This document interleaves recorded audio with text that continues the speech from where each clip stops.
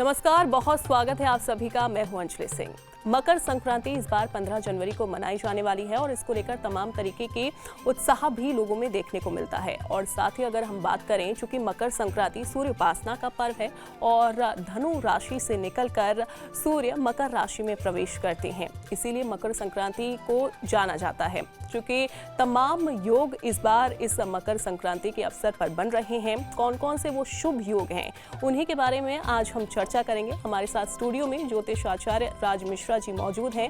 राज मिश्रा जी, बहुत स्वागत है आपका। धन्यवाद अंजलि जी आपका।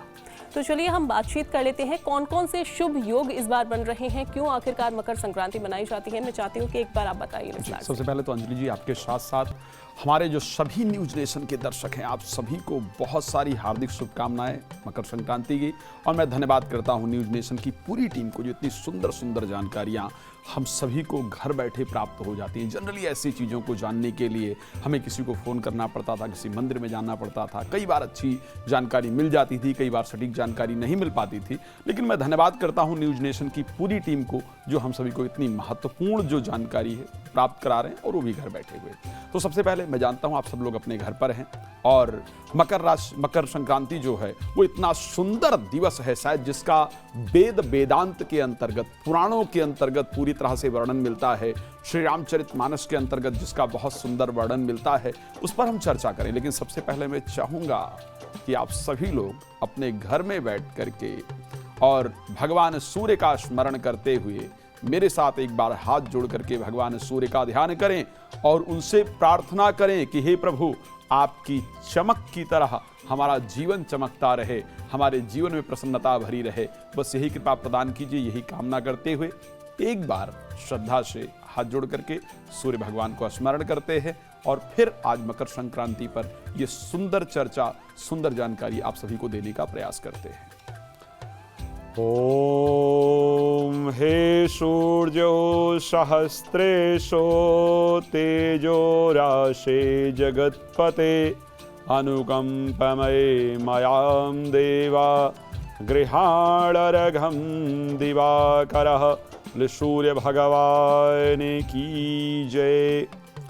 आप सभी को मकर संक्रांति की हार्दिक शुभकामनाएं। तो अंजलि जी, अगर हम मकर संक्रांति को लेकर के बात करते हैं, इस बार सबसे पहले जैसा कि मकर संक्रांति पर शायद ऐसा 77 ईयर 77 साल बाद इस प्रकार का संयोग बन रहा है, जो शायद मकर संक्रांति पर हमको बहुत कम देखने को प्राप्त होता है। आखिर वो संयोग है क्या? आप जानते हैं, रवि योग बन रहा है मकर संक्रांति पर। रवि योग अपने आप में एक बहुत सुंदर योग है, प्रतिष्ठा प्राप्त करने के लिए, जीवन में आगे बढ़ने के लिए। रवि योग के अंतर्गत जब भी हम कोई साधना करते हैं, कोई पूजा करते हैं, कोई दान करते हैं, कोई यज्ञ करते हैं, तो उसका सीधा सा प्रभाव हमारे जीवन में, हमारी प्रोफेशनल लाइफ पर पड़ता है, हमारे प्रतिष्ठा के अंतर्गत पड़ता है, हमारे जीवन में आगे बढ़ने का जो संयोग है उसके माध्यम से प्राप्त होता है। कि रवि योग सूर्य से प्राप्त होता है। और ये जो मकर संक्रांति है, ये वास्तविकता में जैसा कि अंजलि आप सबको बता ही रही थी कि धनु राशि से सूर्य मकर राशि के अंतर्गत प्रवेश करते हैं, दक्षिणायन से सूर्य उत्तरायण की तरफ प्रवेश करते हैं।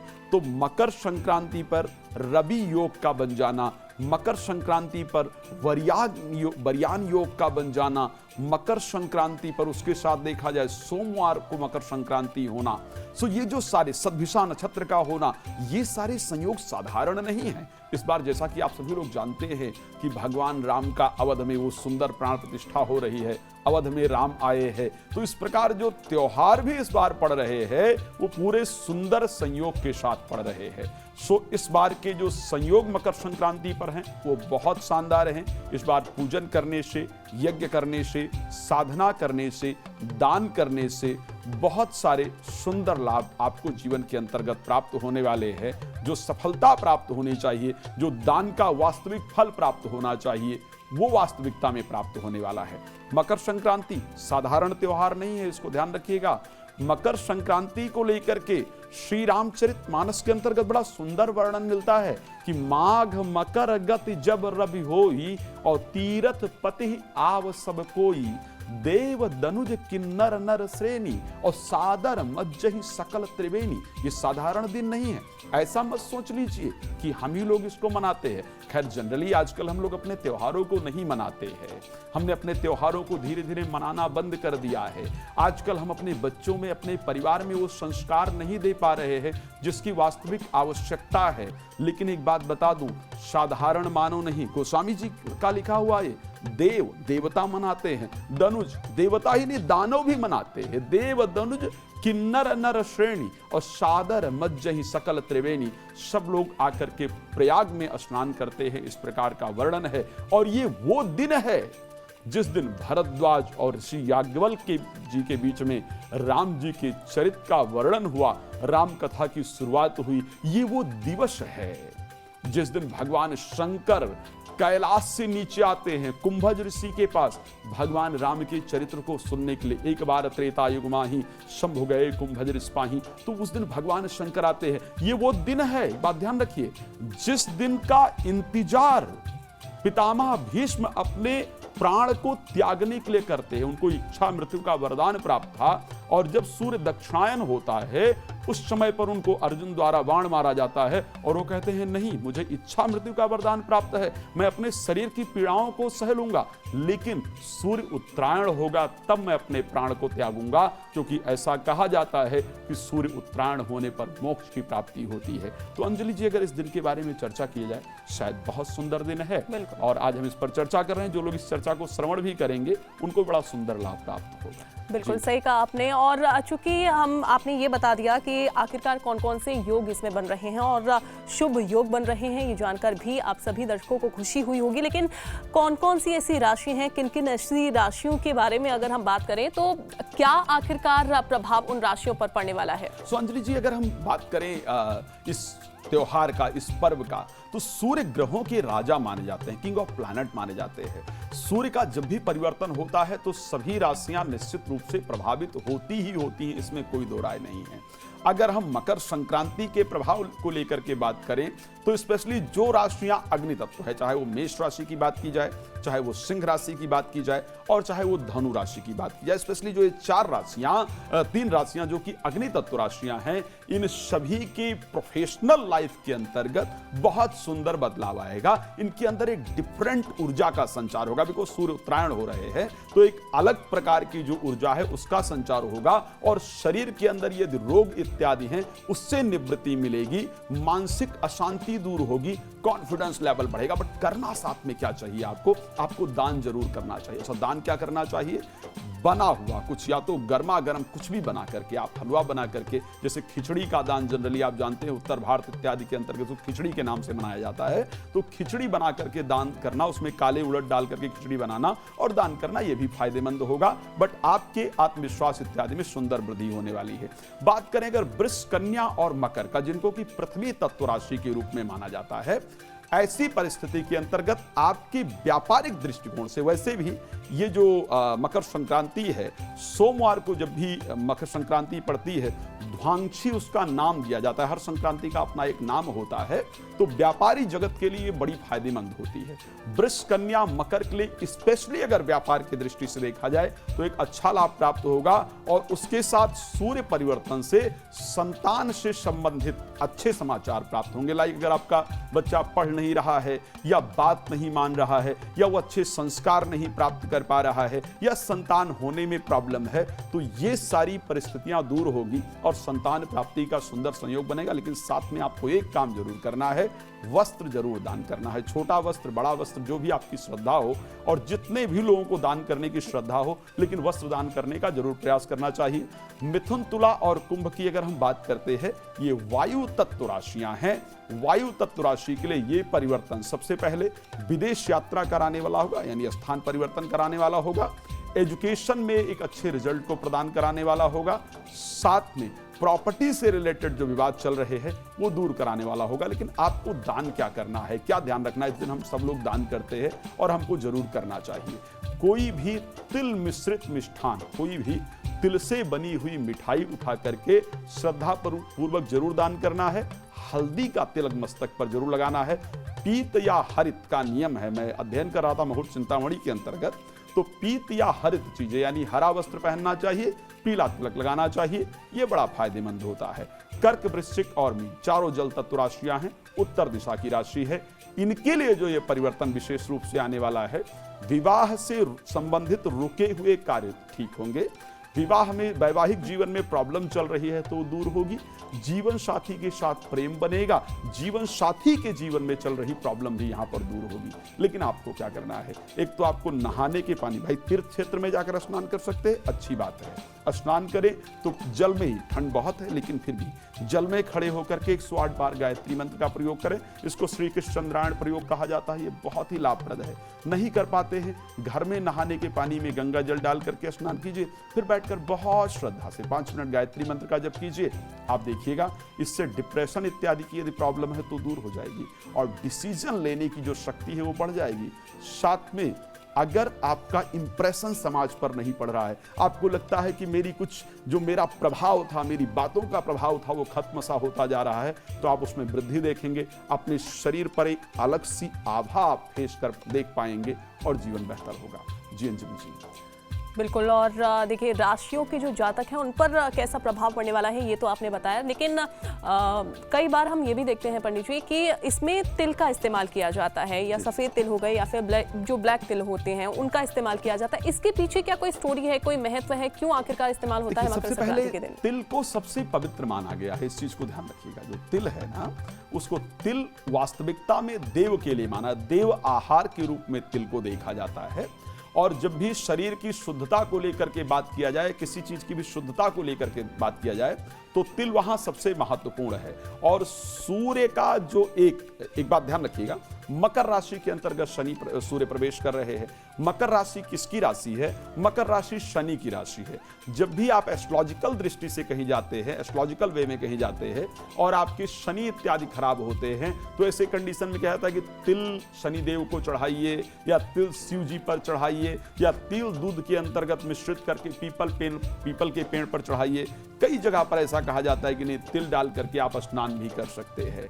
सो तिल एक बहुत पवित्र वस्तु है जो शनि के लिए स्पेशली प्रयोग की जाती है, क्योंकि जो सूर्य है वो शनि के घर में जा रहे हैं, मकर राशि के अंतर्गत जा रहे हैं। सो इस कारण से वहां पर तिल का प्रयोग किया जाता है, ताकि जो भी नकारात्मकता, क्योंकि शनि एक प्रकार से शत्रु हैं, उनकी राशि में जाने से यदि कोई नकारात्मक प्रभाव आप पर पड़ने वाला हो तो सदैव आपसे दूर रहे। जी बिल्कुल। और अगर आपके मन में भी ये सवाल उठ रहा होगा कि आखिरकार क्यों तिल का इस्तेमाल मकर संक्रांति के दिन किया जाता है, तो पंडित जी ने आपको बता दिया। अब हम जान लेते हैं पंडित जी कि चूंकि जो हमारे दर्शक हैं वो ये भी जानना चाह रहे होंगे कि आखिरकार कौन कौन से ऐसे काम हैं जो मकर संक्रांति के दिन करने चाहिए और कौन से काम नहीं करने चाहिए जिसका गलत असर ना पड़ सके। देखिए, सबसे पहले कौन कौन से कार्य करने चाहिए, भाई ये बड़ा महत्वपूर्ण है। कुछ ऐसे ऑस्पिशियस डेज होते हैं, कुछ ऐसे सुंदर दिन होते हैं जिस दिवस को हम अपने आप को परमात्मा से कनेक्ट कर सकते हैं। खराब चीजों के लिए बहुत सारे दिन हैं। आप किसी भी दिन लड़ाई झगड़ा करना, ये तो किसी भी दिन किया जा सकता है। नशे का आहार करना, मांस का सेवन करना, ये तो लोग किसी भी दिन करते हैं।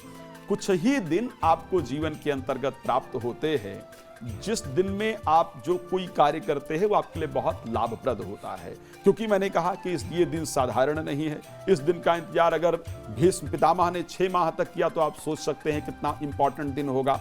अगर इस दिन के दिन कहा जाता है कि भगवान शंकर ने आकर के श्री रामचरितमानस सुना, तो वास्तविकता में कितना सुंदर दिन होगा। अगर हम इस दिन की बात करें, यज्ञवल्क्य और भारद्वाज 2 ऋषि मिलकर कहते कि नहीं, आज ही का वो दिन है जिस दिन से हम लोग राम जी पर चर्चा करें, राम जी पर बात करें, राम के चरित्र को याद करें, तो कितना सुंदर दिन होगा। यानी ये दिन वो दिन है जिस दिन कोई भी धार्मिक कृत्य किया जाए, कोई भी स्पिरिचुअल जो कार्य है वो किया जाए, तो उसका हमारे मन और मस्तिष्क पर बहुत ही सुंदर प्रभाव पड़ता है। तो सबसे पहले क्या कोशिश करनी चाहिए, ये दिन सुंदर है, अपने आप को क्रोध करने से बहुत बचाना चाहिए, अहंकार से अपने आप को बचाना चाहिए, झूठ बोलने से अपने आप को बचाने का प्रयास करना चाहिए, मांस मदिरा इत्यादि के सेवन से अपने आप को बचाना, नहीं करने वाली बात कर रहा हूं, तो मांस मदिरा इत्यादि के सेवन से अपने आप को बचाना चाहिए। कोशिश करनी चाहिए कि आपके द्वारा किसी को, जैसा भी हम जब धर्म पर कई बार चर्चा करते हैं तो धर्म क्या है, मैंने कई बार कहा है कार्यक्रम के अंतर्गत कि धर्म का मतलब भगवान की पूजा करना, भगवान को मिष्ठान चढ़ा देना या भगवान को ले जाकर के हम कुछ भी अर्पण कर दें, भगवान की बहुत देर तक माला जप लेना या सुबह 4 बजे उठ करके स्नान कर लेना, ये धर्म नहीं है। हाँ, ये शारीरिक परिस्थिति के लिए अपने आप को मानसिक रूप से ताकतवर बनाने के लिए सबसे बेहतर तरीका है, ये सब करना चाहिए, लेकिन ये धर्म नहीं है। जब धर्म की बात की जाती है तो मुझे वेदव्यास का वर्ड याद आता है, वो शब्द याद आता है कि आत्मनः प्रतिकूलेन प्रसारेण न समाचरे। जो बिहेवियर आपको अच्छा नहीं लगता है वो दूसरे के साथ ना प्रयोग करें, वो धर्म है। जो चीजें, जो शब्द आपको स्वयं को बेहतर नहीं लगता है, वो शब्द जो स्वयं नहीं सुनना चाहते हैं वो दूसरे के लिए ना प्रयोग करें, ये धर्म है। तो आपको इस दिन करना क्या है?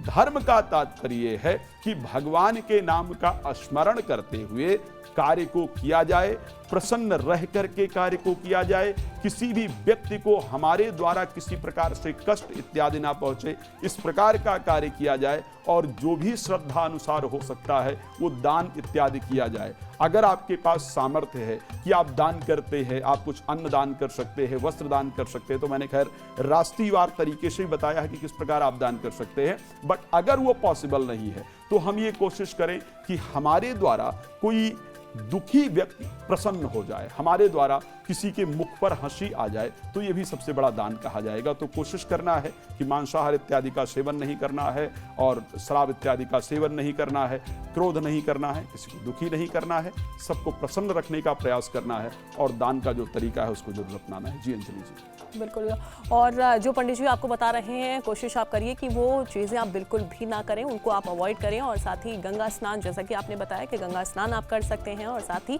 दान आप कर सकते हैं। लेकिन कौन से भगवान की उपासना इस दिन करनी चाहिए? क्योंकि इस बार मकर संक्रांति पर शुभ योग भी बन रहा है, सोमवार को इस दिन मकर संक्रांति पड़ रही है और सोमवार का दिन तो भगवान शिव का दिन होता ही है। कौन से भगवान की आराधना इस दिन की जाए? एक तो सबसे पहले जब भगवान पर कई बार ये अंजलि जी चर्चा आती है ना, तो मुझे खैर बहुत सारी डिटेल्स होती है, इस पर बात करने का आपके पास समय कम होगा, बट मुझे लगता है कि एक बार चर्चा करनी चाहिए। चर्चा यह है कि कौन से भगवान की आराधना करें। मैं कई बार घरों में जाता हूं, मुझसे लोग प्रश्न करते हैं कि साहब एक ही घर में, एक घर के अंदर देखा जाए तो उसमें गणेश जी भी हैं, लक्ष्मी जी भी हैं, दुर्गा जी भी हैं, राम जी भी हैं, हनुमान जी भी हैं, शंकर जी भी हैं और बहुत सारे ऐसे गुरु सबकी फोटो रखी हुई है। अब उनकी रोज एक तो पूजा भी नहीं हो पा रही है, उनकी आराधना नहीं हो पा रही है। लोगों के मन में एक डर उत्पन्न हो जाता है कि हम कहीं इनकी सेवा करें, इनकी ना करें तो ये नाराज ना हो जाएं, इनकी सेवा करें, इनकी ना करें तो ये ना नाराज हो जाएं। सबसे पहले तो इस कॉन्सेप्ट को अपने दिमाग से निकाल दीजिए। श्री रामचरितमानस का वो चौपाई, वो दोहा आप सभी को याद होगा, जब विभीषण जी भगवान राम के पास पहुंचते हैं और कहते हैं देखव नयन विरंच शिव सेव जुगल पदकंज। भगवान राम से कहते हैं कि मैंने सिर्फ आपके दर्शन किए तो आपके दर्शन में ही मुझे शिव का दर्शन हो गया, आपके दर्शन में ही ब्रह्मा जी का दर्शन हो गया। गोस्वामी जी जब वृंदावन जाते हैं बांके बिहारी तो कहते हैं राधा के संग बांसुरी में क्या लग रहे हो नाथ, और तुलसी यह सिर जब नवे जब धनुष बाण लियो हाथ। सो ऐसी परिस्थिति के अंतर्गत वैसे तो ये जो दिवस है वो सूर्य आराधना का पर्व माना जाता है। सूर्य की आराधना इस दिन करना फायदेमंद है। आप सूर्य को ताम्र के पात्र में रोली डाल करके, ताम्र के पात्र के अंतर्गत थोड़ा तिल डाल करके, गंगा जल डाल करके, साधारण जल लेकर के पूर्व की तरफ मुख करके श्रद्धा पूर्वक जल देते हैं। साधारण अगर मंत्र बोल देते हैं घृण सूर्याय नमः, तो इस मंत्र का श्रद्धा से जप करते हुए और सूर्य को जल देते हैं, ये बहुत फायदेमंद होता है। लेकिन मान लिया जाए कि अगर ऐसी परिस्थिति है कि आपको सूर्य देवता नजर नहीं आते हैं, आपके घर के आसपास आपका घर इस प्रकार की परिस्थिति में है कि जहां से आपका जल देना संभव नहीं है, सूर्य आराधना कर पाना संभव नहीं है, तो अपने घर में बैठ करके जिनको भी आप इष्ट मानते हैं, जो आपके सबसे प्रिय भगवान हैं, उनकी श्रद्धा से आराधना कर लीजिए। उनकी आराधना से आपकी आराधना भगवान सूर्य तक पहुंच जाती है। जी अंजलि जी। बिल्कुल, और बहुत ही सुंदर तरीके से पंडित जी ने आपको बताया कि आखिरकार संक्रांति का महत्व क्या-क्या है और इस दिन आपको क्या करना चाहिए, क्या नहीं करना चाहिए। और ख़ास तौर पर चूँकि मकर संक्रांति पर दान करने का विशेष महत्व माना जाता है, तो कोशिश करिए कि दान ज़रूर करिए और जो ज़रूरतमंद हैं उनको भी लाभ मिल सके और साथ ही आपका भी जीवन सुख समृद्धि से भर जाए। बहुत-बहुत शुक्रिया आपका पंडित जी। धन्यवाद।